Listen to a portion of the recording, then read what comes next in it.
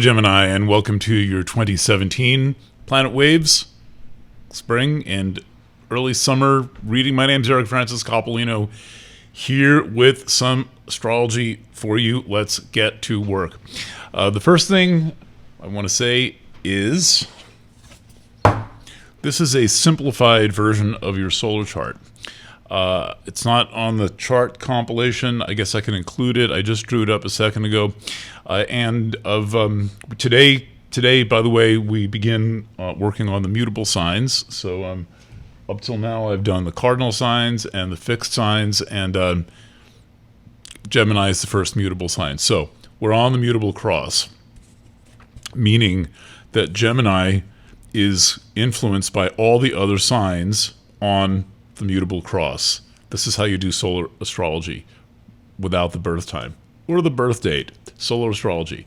Gemini is the beginning of your chart. That's how we know it's your chart. See, Gemini right there, house 1 on the left.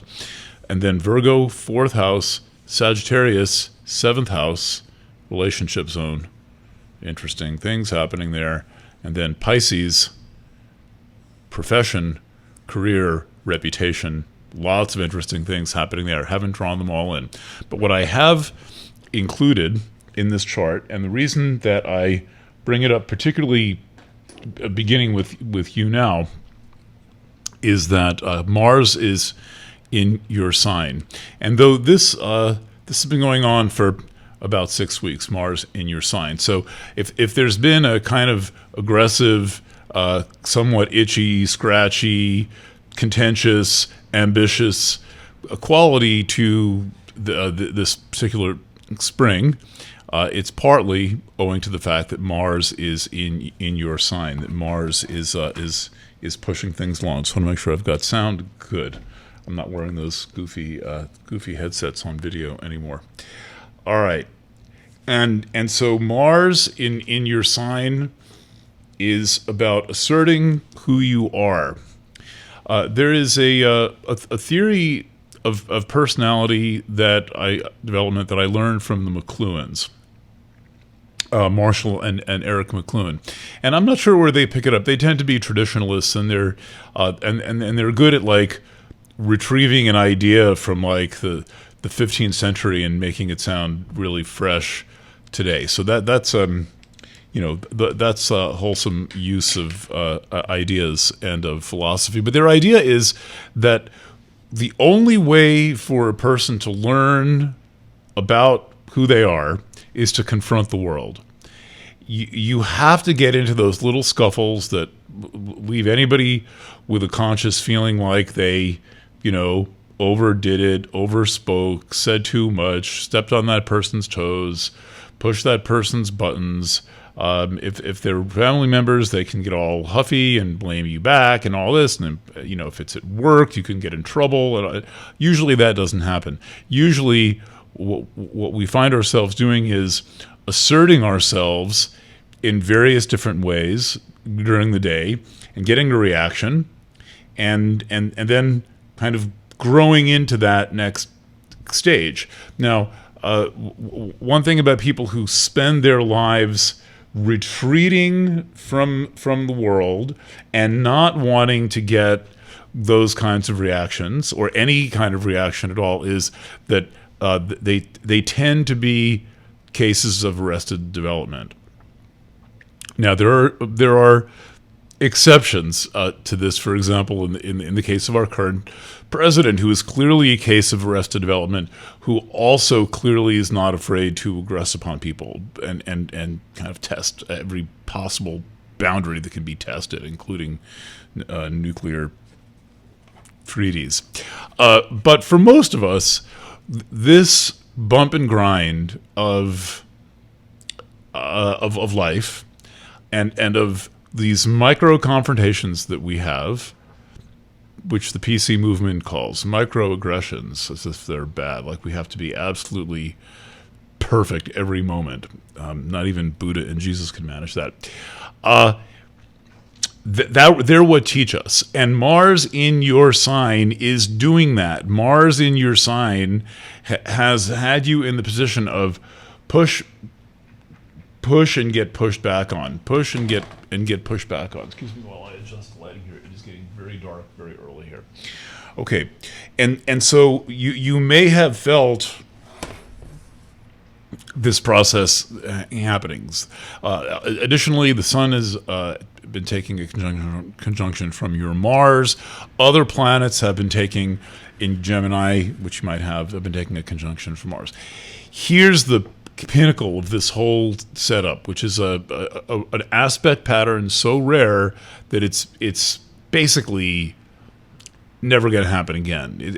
Or put another way, yes, in the very, very, very, very, very long history of the forthcoming universe, it might happen. But for our purposes, it's a once-in-a-lifetime thing. And I want to show you what this looks like and why it is so interesting and why it means that this process of your self-assertion and rubbing up against people or poking them or banging into them or even the normal kind of spats that happen in the course of the creative process. Very rare not to have some tension. Even dogs that love each other absolutely will growl at each other every now and then. It's about finding out who you are. Here's why this is such a thing right now. Oopsie. All right. Mars is in your sign, and this coming week, culminating like around the 29th or 30th, Mars will make an opposition aspect to Saturn in Sagittarius. So Mars is here for under 2 months. Saturn in Sagittarius is almost 3-year long process.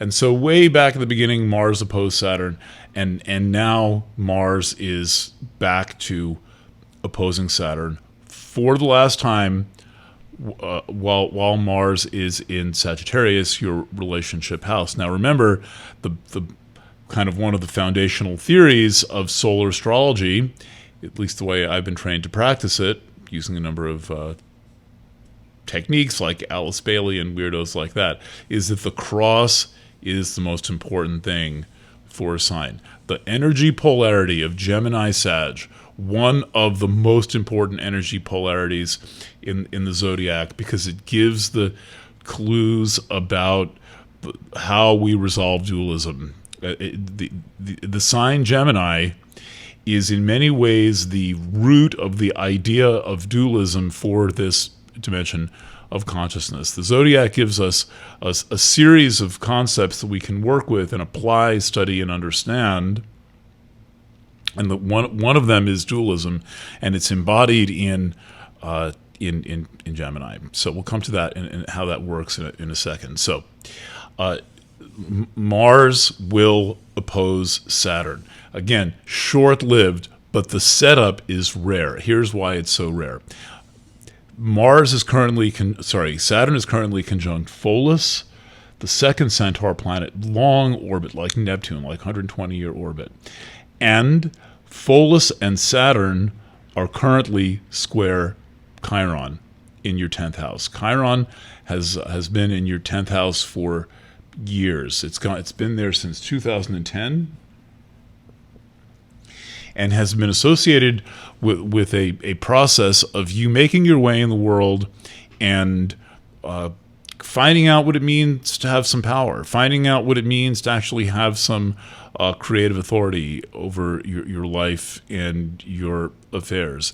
It may well have been represented by a process of, or represent a process of you, let's see, making a name for yourself, moving up in your career, and additionally addressing some concerns about your parents and kind of healing this fog around your family and this fog around authority. There's something very strange about the way that Gemini responds to authority, because the 10th house is the house that is the house that represents authority in the chart, or one major form of it, and you have Pisces on that house, and it's almost like there wasn't someone clearly in charge at points in your life where there needed to be someone clearly in charge, and so you had to be that person who was clearly in charge.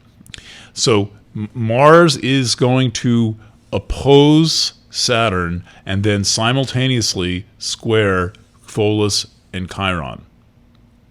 And then it's going to move into Cancer. And this setup is irrevocably rare. It's not... All right, little video glitch. Let's continue. Okay, so it is really rare. And when something is rare in astrology, that's when you should pay attention to it. And what this is saying is that you are in the peak of a process of asserting yourself against the world and against your relationships and against your circumstances and against authority figures. And this is not about rebellion for its own sake. This is about finding out who you are. It's about learning who you are. And you must approve of yourself for doing this, for having the moxie to dare to do this. Now, in some ways, this opposition to Saturn is easier than the square to Chiron, because the square to Chiron, the opposition to Saturn is like a straight-on push, a complaint, an assertion, feeling like you're hemmed into a relationship, for example, or hemmed into a job, and the square to Chiron can be blocking. And it can block based on a lack of confidence. It can block based on the feeling that to do whatever it is you want to do doesn't have enough integrity for you. There can be a kind of artificial standard of integrity set when Mars is square Chiron. And the thing is that it has integrity inherently and needs a little less integrity to be able to go with the flow and to relax. Now, Gemini, as a mutable sign, tends to be changeable. You have the ability to change your mind, to have multiple opinions, and to choose between your opinions on a fairly regular basis. And it would seem that the presence of Chiron and Saturn is partly about stabilizing that process. And when you take Mars in Gemini, and Mars has to assert itself against Saturn, it has to bang into it, basically push into it, or push back against being held down in some way, push back against some crimp on your freedom. That's a productive thing to do. It doesn't qualify as being like a goodly and accepting person of all that's sent your way, but it doesn't qualify you as the obedient, pliable, manageable, suppressible person. But you're not that, and you're not supposed to be that. You're certainly not supposed to be that with Mars in your sign. Mars in your sign is you decide what you want, you decide what you want to do, you decide who you want to be, you decide who you want to fuck. Whether you get to do it or not is another question. The important thing is you use the volition power of Mars to decide, and furthermore that you're getting opposition back in some way, resistance from Saturn, that is helping you define yourself. Many years ago, when I was entering the peak of my investigative reporting career, and I was, bitching about my father and the way that he tends to be, first of all, a know-it-all, and then when he doesn't necessarily know that much about the subject at hand. I give people credit when they know things, and was resisting my need to be a writer in the certain way that I needed to be a writer. And this person, much older than me at that time, this is going back about 25 years, it feels like yesterday, but said, be grateful that you had someone to push against and to struggle against. to the extent that I did. I didn't do too much of it, but I did some of it. And the wisdom of that took a while to set in, because it's like, oh, thanks a lot for the consolation prize. You mean this is actually useful after all. But the point being, my father was not like gone or like a drunk who was a completely wet noodle. At least he resisted who I was becoming. And the point is, when you encounter something that resists your impulse to express yourself, be glad that you have that. It's a little like a swimmer turning around in their lane in a race in a pool. You have that wall to kick off on. So the turning around takes some time, right? You've got to get there to touch the wall, flip your body over, and then you propel yourself and you make up for lost time with your feet accelerating through the water, getting momentum. That's what this is about. Now, there's another thing going on, which is that would seem that the real block is an inner block, right? Here you can say, well, damn you, Saturn, you're in my way. You're blocking me in some way. And then it turns out maybe, well, you're not so sure if you want to express yourself that way. Anyway, you're not so sure if you have what it takes. You're not so sure, whatever it might be. Some internal block, and the mark of Chiron and Mars in a square, often Chiron and Mars in any aspect, but particularly in a square, is I'm not going to do that because I have too much integrity to do that. Such as, I want that person, but I'm not going to, and I detect they're attracted to me, but I'm not going to talk to them because I feel like it doesn't have enough integrity. It can't. Good people don't do that. Anyway, this is an interesting thing to work out, and I think that it is very much the essence. Though there is so much going on in the sky right now, and there are so many developments brewing, that this particular one is pretty important. Let's go to the second chart, a little more complex, full chart here. Once again, Gemini in the first house on the left. Mars has moved along. We actually need Mars in two positions here. We need Mars in Cancer for the time of the solstice, and Mars in Leo for the time of the eclipse. It's about 10 degrees at the solstice. It's about 20 degrees at the time of the eclipse. So Mars is going to have two more positions here and here, but it's not that as big of a factor going forward as it is now for you. So bear in mind, remember what you go through these weeks. If you happen to be listening to this later in the year, think back to the last week of May and put together what this thing I'm describing represented when you put it into real time, real world, and you see what actually happens when the astrology manifests. All right, so the big story in the sky right now is the Uranus-Eris conjunction, which is taking place in a public angle of your chart. This is very exciting, and you might also feel like you're looking at a society that's just gone batshit crazy, which is true. Society has gone batshit crazy. And you're looking at it, hopefully, I'm having video problems with this program for the first time. So apologies for the interruptions. I'm not as good at video as I am at audio.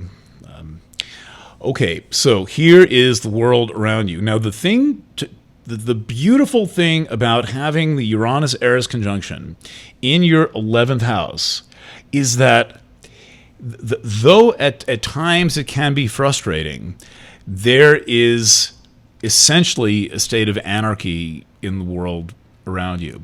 And if you can get your mind off of the direct type of confrontations and benefit and gain from working out your inner inner hangups that Mars square Chiron is here to help you resolve, you will notice that you have an insane amount of freedom to do what you want and express what you want. We're in one of those moments where, looking back, people will think, wow, I didn't realize how much freedom I had. I didn't realize how much possibility to express myself that I had. I have no idea that I could have been as free as I wanted to be, and I didn't realize it. So the benefit of this astrology, particularly coming in through your 11th, is open up to what you want and set yourself free to do it. And you can push it. You can take some chances. You can experiment more, including on an audience, including on your friends. There is likely to be just a kind of a prevailing state of anarchy that you can tap into, and where you're on the one hand, it can be frustrating,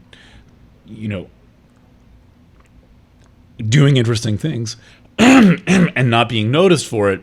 And on the other hand, it can be very helpful to do really radical things and be pretty sure that no one's going to bug you because no one cares that much. And so between the freedom to do anything and not being noticed, if you want to be noticed, here's where we have another matter entirely. So the very interesting thing about this placement is that the thing that is the most likely to be the thing that keeps you from being the radical individualist that you are is the agreements you have in your relationships, or your projection onto those relationships, where you think that if you exceed the boundary in a relationship, that everything's going to blow up, and you better be a good boy or a good girl, because if you're not a good boy or a good girl, bad things are going to happen, and this person's not going to approve of you, or whatever that might be. And this is largely a matter of perception.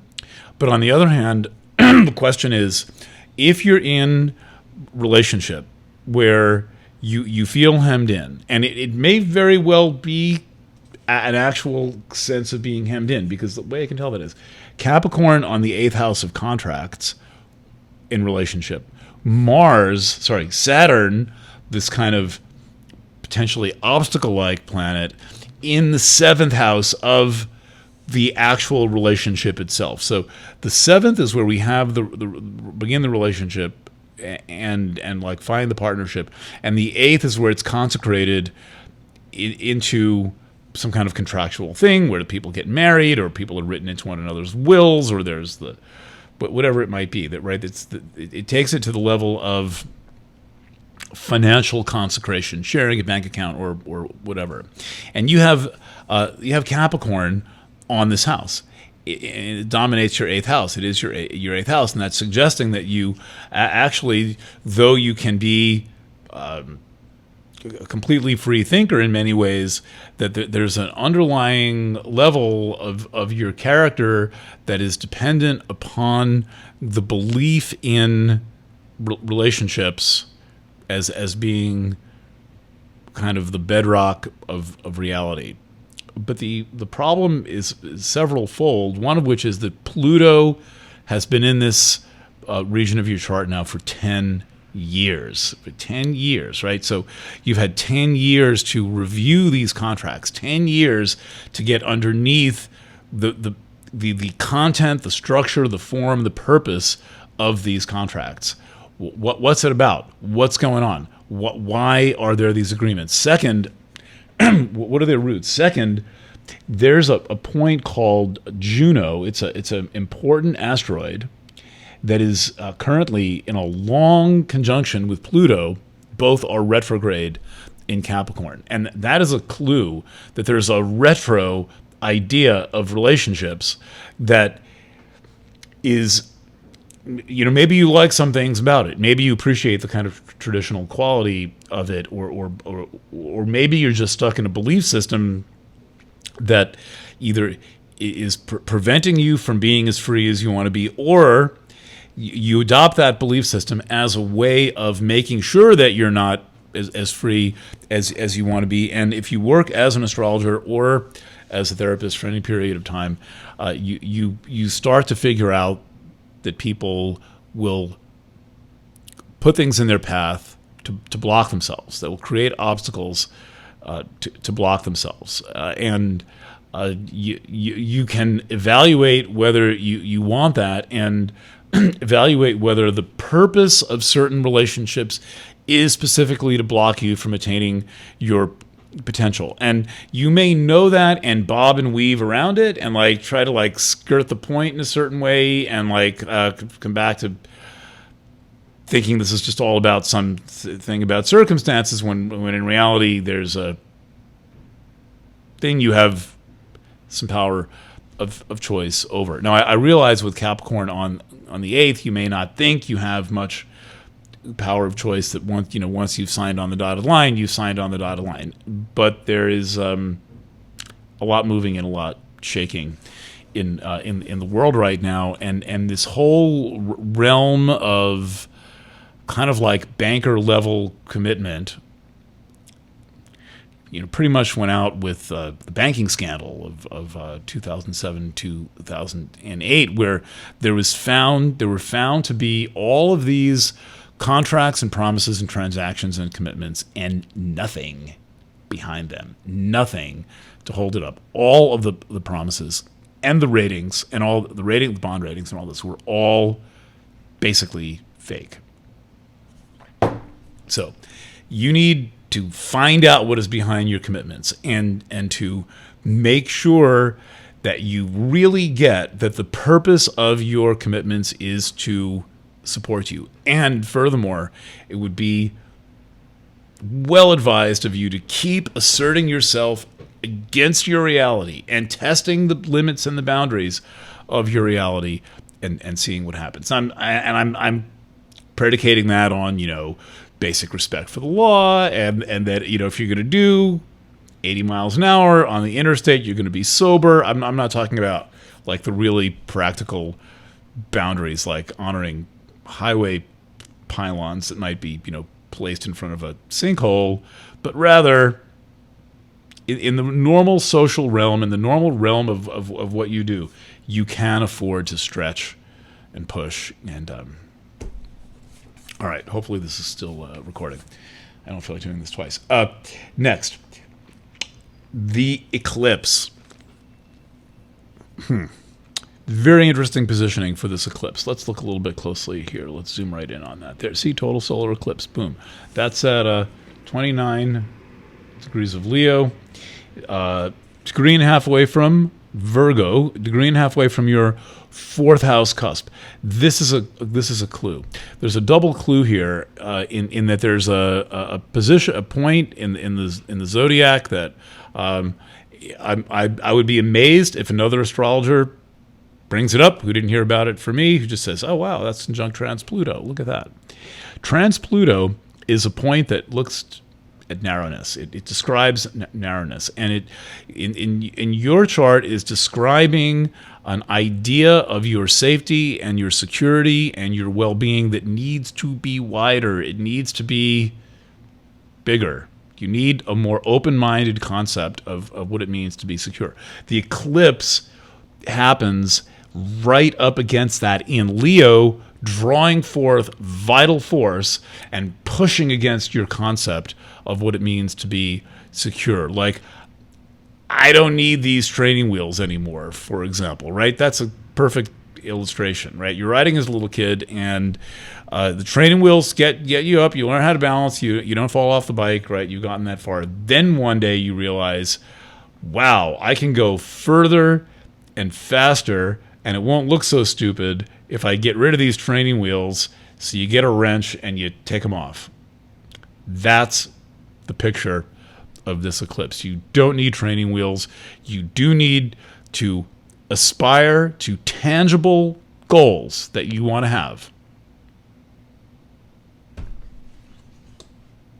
That's what I have to say to you. So, let's see. check your rising sign. That about sums it up, I think. I don't want to over present this here. But there's a lot of boundary testing going on, and ultimately, the most important boundaries that you must test are the limits that you have set upon your own creativity, your own bliss, your own freedom of movement, and freedom to achieve. You can fix that. Thanks for tuning in. A pleasure as ever. I'll see you over in some other sign. I'm going to do Virgo next. Bye for now.